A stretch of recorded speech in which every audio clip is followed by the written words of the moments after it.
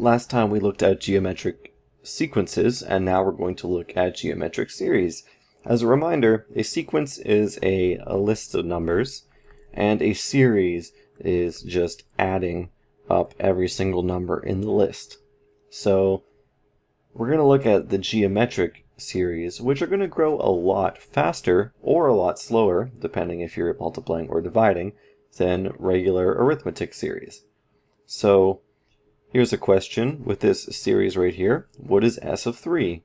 Well, that is going to be 3 plus 6 plus 9, 3 plus 6 plus 12, which is equal to 21. Now what is S of 4? Well, that's 21 plus 24, because this right here is our S3. So S of 3 plus our fourth term will give us the sum of the first four terms, and this will be 45.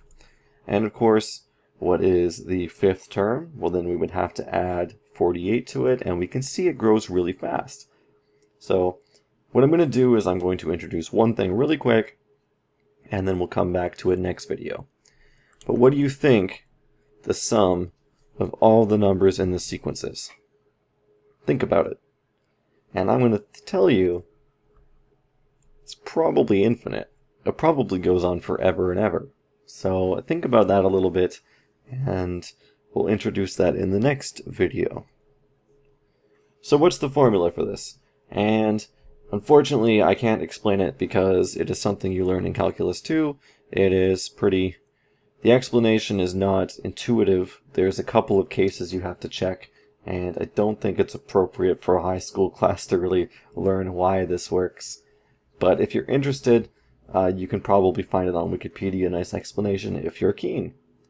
So here's the formula. To find the sum up to the nth term, we take the first term a, we multiply it by r to the n minus 1, and we divide it by r minus 1.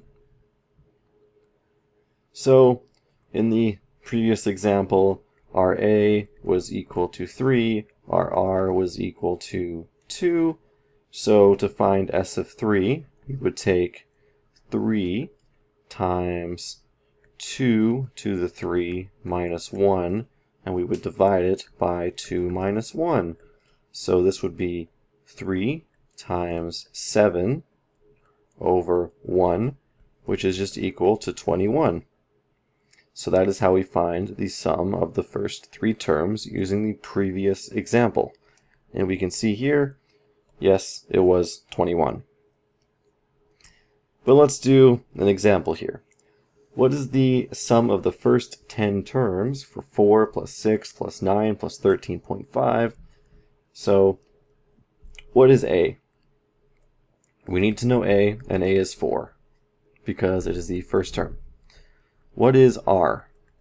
Well, we don't know r, but we can take the second term divided by the first term, and we get it's 3 over 2, so this is our common ratio. And we're looking for the 10th number. So we have a formula here.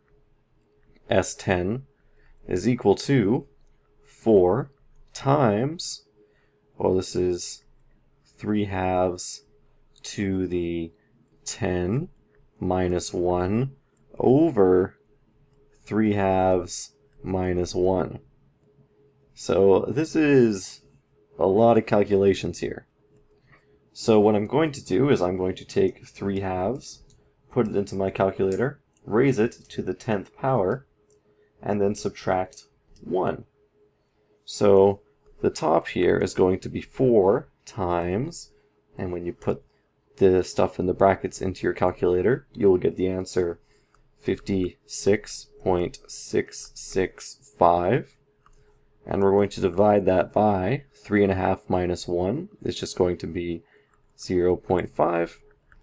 And when we multiply this by 4 and divide by 0.5, we get the answer of 453.32.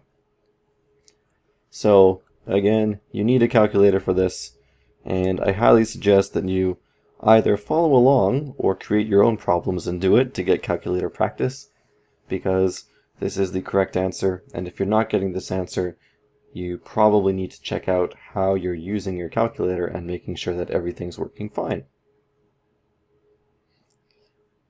So there's an example. Now here's another one.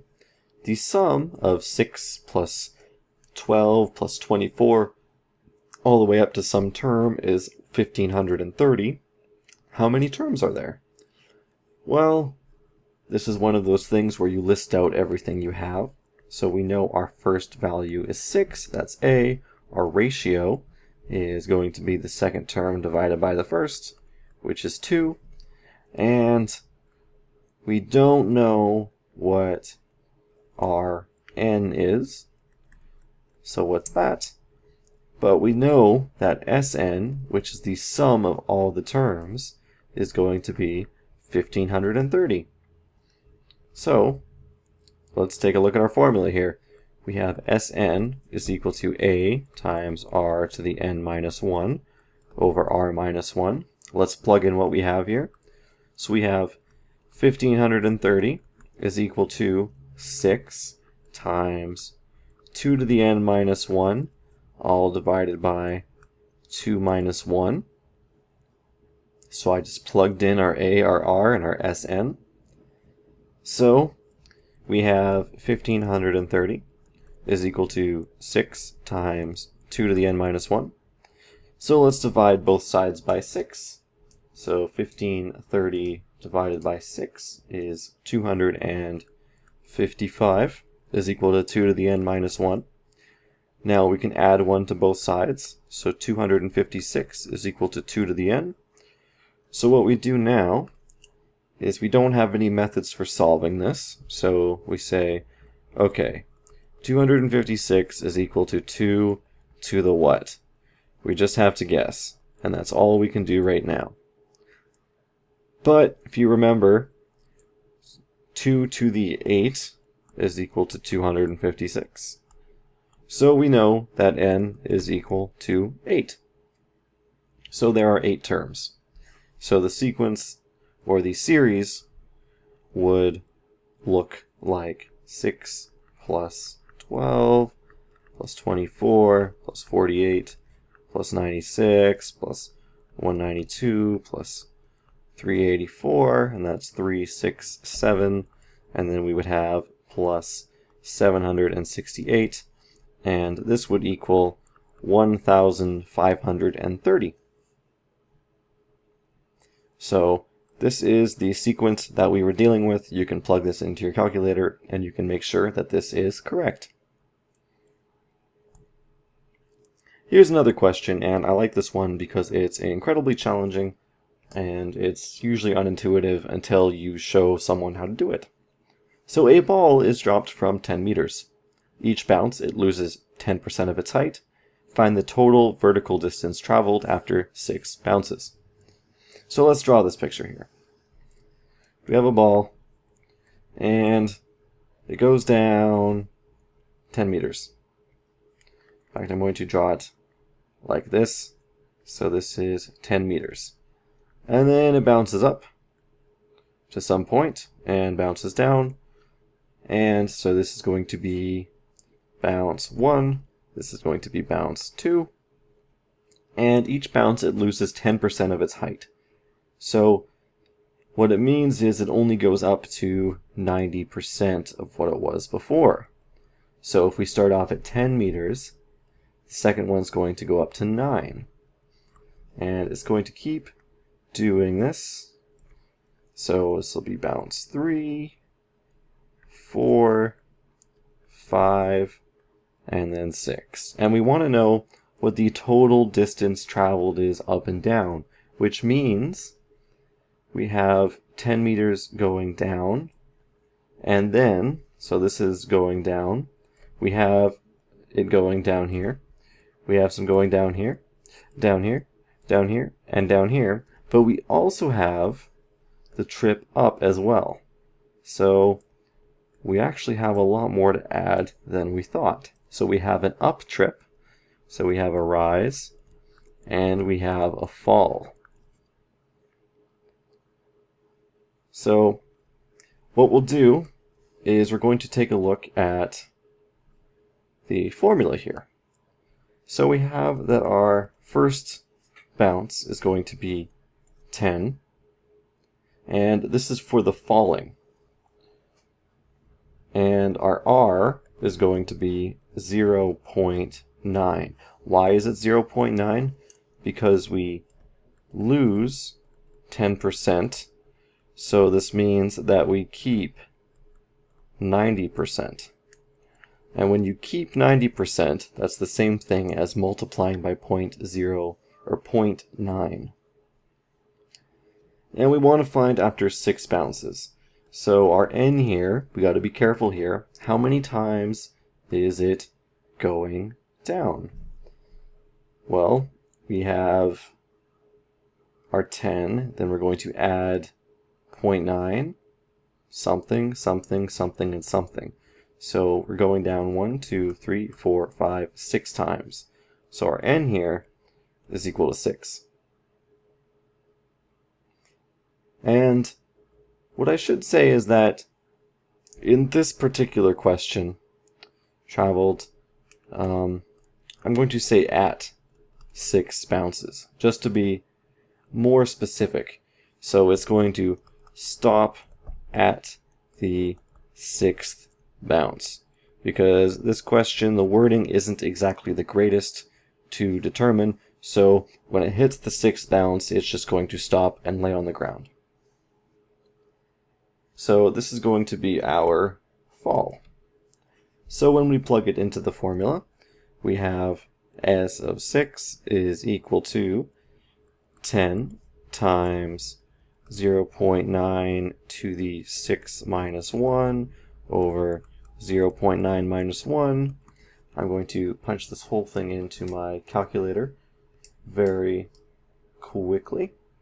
Minus 1 divided by negative 0.1, and then we multiply this by 10. So we're going to get 46.86 meters falling. Now, what is the rising? Well, the rising is a little bit easier to figure out, because if it falls 9 meters on the way down, it's going to go up 9 meters to get to that point. So the rise and fall in these 5 bounces are going to be exactly the same. So what's different? Well, the difference is on the fall, we added an initial 10 meters. So if this is the fall, the rise is just going to be 46.86 minus the first 10 meters we used. So this will be 36.86 meters. Which means that when we add the two together, the total is going to be the rise plus the fall, which is going to be 36.86 plus 46.86. which is equal to 83.72 meters. So again, conceptually, this is a little bit difficult, so I'm going to draw the picture one more time without calculations, and I will explain it. So we start at 10 meters, it falls, and it hits the ground, and then it bounces once. Then it's going to go up and fall again, so it's going to reach a height, and this is going to be 90% of the first height, and fall again. And it's going to bounce again. It's going to reach a height that is 90% of that height, and it'll do it again. So it's going to keep doing this until it falls to the 6th one, and that'll be it. So when we take the total distance, if we take a look at this height here, we have the height going up, and we have the height going down. So the height going up is equal to the height going down. They're the same height. In fact, this happens in every single bounce here, where the left is equal to the right, or the rise is equal to the fall. but we also have to include the first time we dropped it. So there's like this invisible rise that's just not happening. So it's kind of like not adding in this first rise. So that's what we did to figure out the total vertical distance traveled. If you asked for just the falling height or just the rising height, it would be different. Now I have one more question here. Well, it's not really a question. It's more of a tip. And it's not to confuse you, but it's to give you advice on you confusing you. So you don't want to ever confuse sequences with series. I know when you're given these formulas Tn and Sn, you're not going to confuse them, but in word problems, it's going to be kind of confusing sometimes. So normally when you deal with totals of anything, like say total distance or total population or something like that, you're dealing with a series, because total is kind of the same word as saying taking the sum of something. Now, when you deal with sequences, you'll normally see a question that's like, what is the height on the 5th bounce, or something like that. So you're talking about one specific case in the sequence. So example, let's say if I did this ball dropping thing, and it looked like this. I said, what is the total vertical distance traveled? That's a series. But I said, okay, what is the height on this bounce? So this would be bounce 4, and I'm saying, what is this height? Well, then this is a sequence, since if we start at 10, our sequence is going to look like 10, 9, 8.1, and then we have a couple other numbers, and then we want this height here. And we're asking just for this one, if we just want the height. But if we want the total distance traveled, we're taking 10 plus 2 times 9 plus 2 times 8.1, so on and so forth. So that's my big tip. Check the wording, and after, this is a really key question that will probably save at least one of you 1 mark at some time in your career in all of mathematics, is does your answer make sense? And this is something you forget a lot of the time. You do a question and you're like, yeah, okay, I did the computation and I gave out this complicated number, and that's it, must be right. But a lot of the times you sort of know what the number is going to be around. So if I say, okay, I'm going to give you some random numbers here. If I throw a ball, this is a super bouncy ball. So I start at 5 meters here, and I throw it and it hits the ground, and then it bounces 1.5 times higher than it is. This is 150%.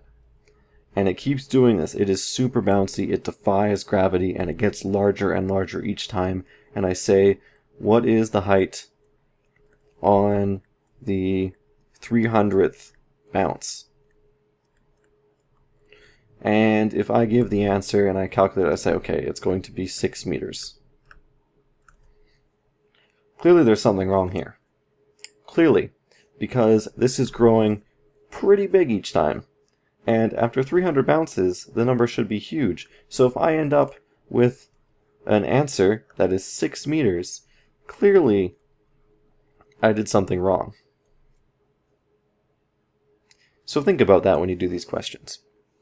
Next time we do infinite series, and that'll be the last lesson in chapter 1.